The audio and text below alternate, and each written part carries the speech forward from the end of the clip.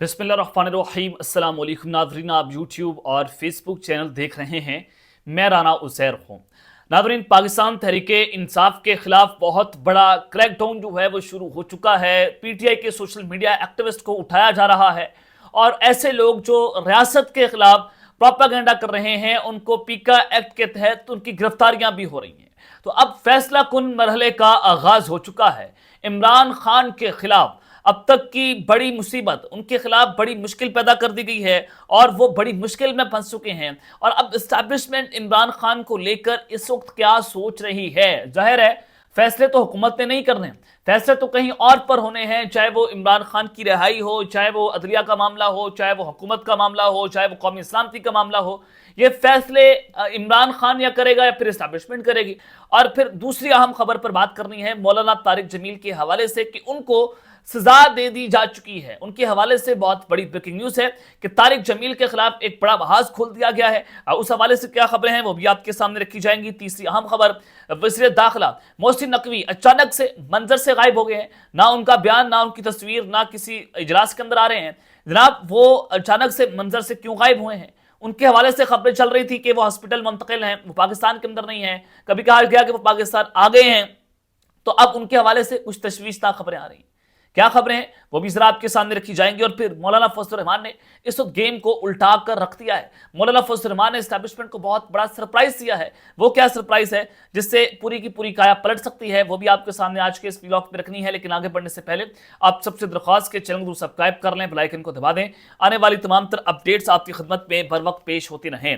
नाज़रीन, justice Sardar Ijaz Ishaq Khan, remember the name, ये वो एक जज है जो जस्टिस मंसूर अली शाह के बाद सिस्टम के खिलाफ खुलकर सामने आए हैं। और ये जिस तरह से अपने ऑर्डर्स दे रहे हैं, जैसे इनके रिमार्क्स हैं, जैसे इनके फैसले हैं, बहुत दबंग किस्म के जज हैं। तो आज उनकी जानिब से है तो ये छोटा सा मामला कि तौहीन मजहब केस जो मामला चल रहा है इस्लामाबाद हाई कोर्ट के अंदर, उनका उसकी समाज जो है इन्होंने बराह रास्त चलाने का हुक्म जारी कर दिया गया है। अब ये पहली बार होगा कि इस्लामाबाद हाई कोर्ट की जो समात है उसको लाइव दिखाया जाए, टीवी पर उसकी नशरियात बराह रास्त चलाई जाए। लेकिन चूंकि ये जो फैसला है, ये हुक्म है, वो जस्टिस सरदार इजाज इसहाक खान का है, तो क्या उनके हुक्म की तामील कर ली जाएगी? पहले इमरान खान से उनके लाख क्लर्क की मुलाकात नहीं करवाई गई, वो तौहीन अदालत की गई, तो क्या दोबारा से तौहीन अदालत करना है छोटे से मामले के ऊपर? इनके लिए कोई छोटा सा काम है, बड़ा काम है? बिल्कुल नहीं है। ये जनाब इस मामले पर भी जस्टिस सरदार इजाज इसहाक खान का फैसला नहीं तस्लीम करेंगे। अब आ जाए जरा आपके जनाब मौलाना तारिक जमील साहब जो है उनको एक बहुत बड़ी सजा दे दी गई है और ये बहुत बड़ी ब्रेकिंग न्यूज़ है। देखिए, मौलाना तारिक जमील साहब ने एक इंटरव्यू दिया इरशाद भट्टी साहब को, जिसमें वो कप्तान के हक में खुलकर बोले। उन्होंने कहा कि अगर मुझे इमरान खान से मुलाकात का मौका मिलता है तो मैं बताऊंगा जाकर कि तुमने शाबाश, तुमने बहुत जबरदस्त जेल काटी, तुमने तारीख ही बदल कर रख दी। उन्होंने कहा कि इमरान खान सच्चा, ईमानदार और मोमिन आदमी है।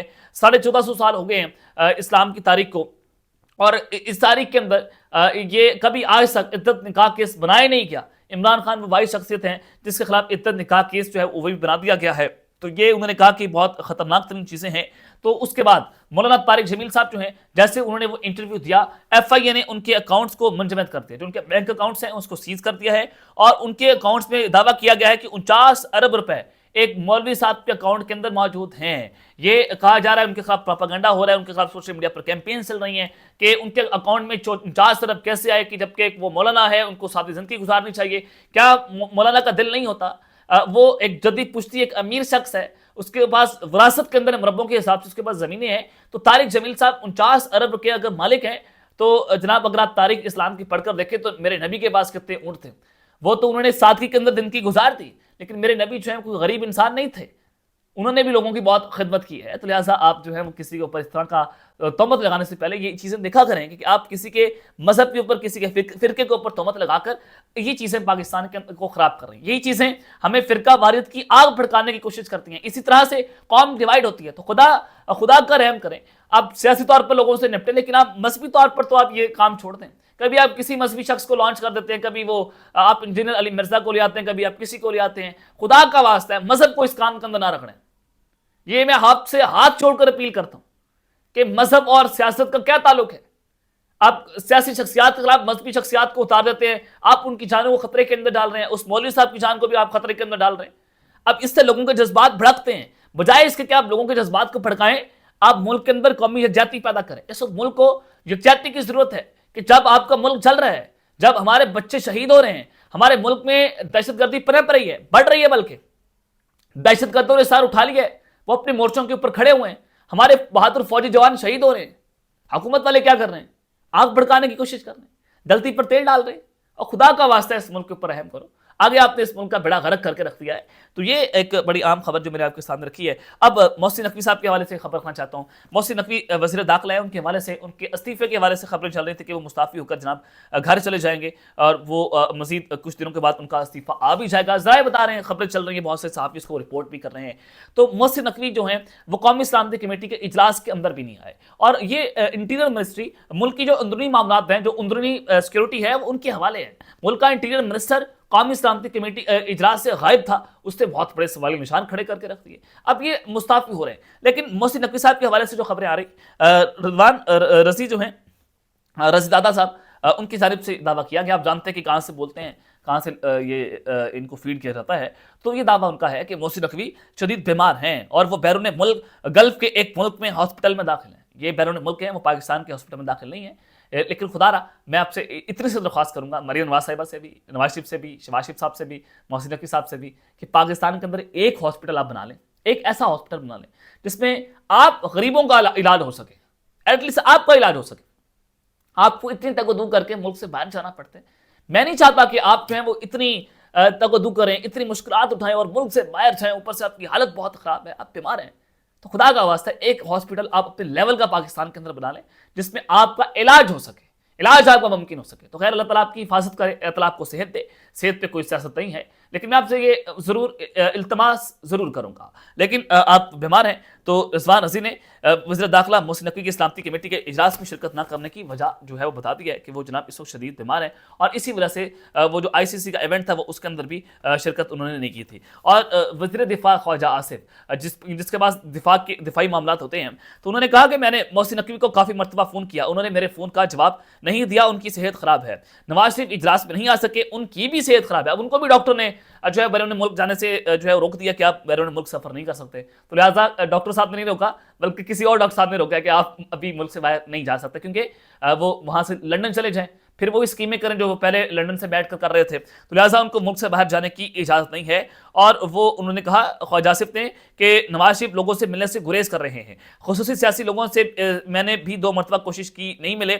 آصف علی زرداری اسی اجلاس میں نہیں آئے کیونکہ وہ صدر ہیں، انہوں نے سوچا ہوگا کہ میں صدر ہوں تو پھر وہ نہیں آئے۔ تو صدر صاحب کو کہتا ہے کام نہیں بنتا، فوج کے سپریم کمانڈر ضرور ہے لیکن وہ کام نہیں بنتا سیکورٹی کے اندر، تو وہ اس وجہ سے اجلاس کے اندر نہیں آئے۔ خواجہ آصف صاحب عجیب منطقیں جو ہیں وہ اس حوالے سے جناب پیش کر رہے تھے۔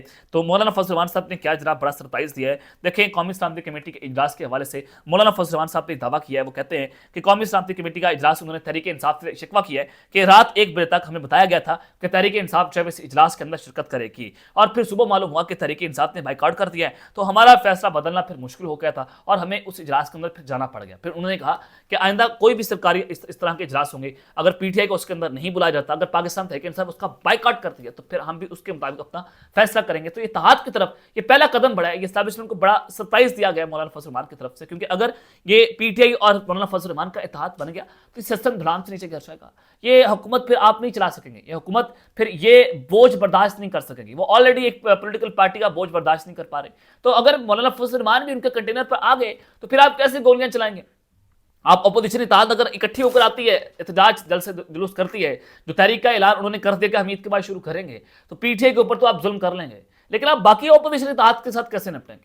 اگر جماعت اسلامی نکل آتی ہے، ادھر سے اپوزیشن اتحاد میں مولانا فضل الرحمان ہیں، اس کے علاوہ محمود خان چغزئی ہیں، حامد رضا صاحب ہیں، اور دیگر جماعتیں اس کے اندر موجود ہیں، تو آپ ان کو کیسے نپٹیں گے؟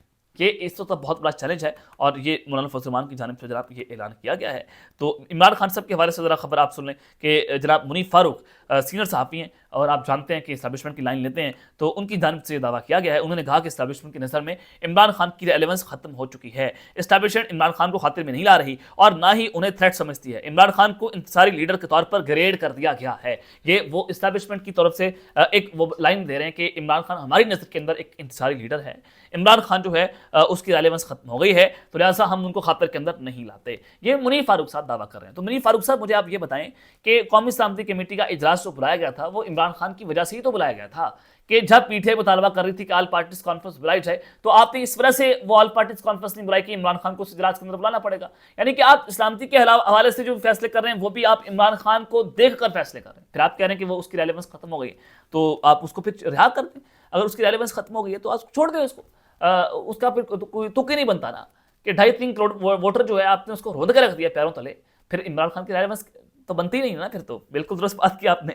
لیکن ایک اور حفیظ اللہ نیازی صاحب آپ یہ بھی جانتے ہیں کہ یہ عمران خان کے بہت بڑے ناقد ہیں لیکن عمران خان کے رشتہ دار بھی ہیں. لیکن ان کی جانب سے بھی یہ دعویٰ کیا گیا, انہوں نے کہا کہ عمران خان ایک غیر معمولی بہادر شخص ہے. جو جنگ عمران خان نے لڑی ہے پاکستان کی تاریخ میں ایسی جنگ کسی اور سیاستدان نے نہیں لڑی. انہوں نے اسے 8 کا درجہ دیا ہے. انہوں نے کہا کہ میں درجوں مرتبہ ان کی بہادری اور عزم کا اعتراف کر چکا ہوں. تو لہٰذا یہ لوگ خود ہیں جو اسٹیبلشمنٹ کے بہت قریب ہیں یہ خود کنفیوز ہیں کہ ہم نے کیا بیانیہ بنانا کیا بیانیہ نہیں بنانا. کوئی کہتا ہے کہ عمران خان بہت جو طاقتوروں کے قریب ہے جیسے حفیظ اللہ صاحب ہیں کہتے ہیں بہت بہادر ہے بہت بہادر ہے, ایسی جنگ کسی نے آج تک لڑی نہیں ہے. منیر فاروق کہتے ہیں وہ انتشاری ہے. اب مجھے سمجھ نہیں آ رہی کہ آپ کتنے فرسٹریٹ ہو گئے. چلیں آپ کا اپنا اوپینین ہے, آپ اپنا اوپینین ضرور دیں, یہ آپ کا حق ہے. تو اب تک کے لیتے ہیں, اپنا خیال رکھیے گا اور اپنے ناظرین حلق نے اللہ نے کے بعد پاکستان زندہ باد.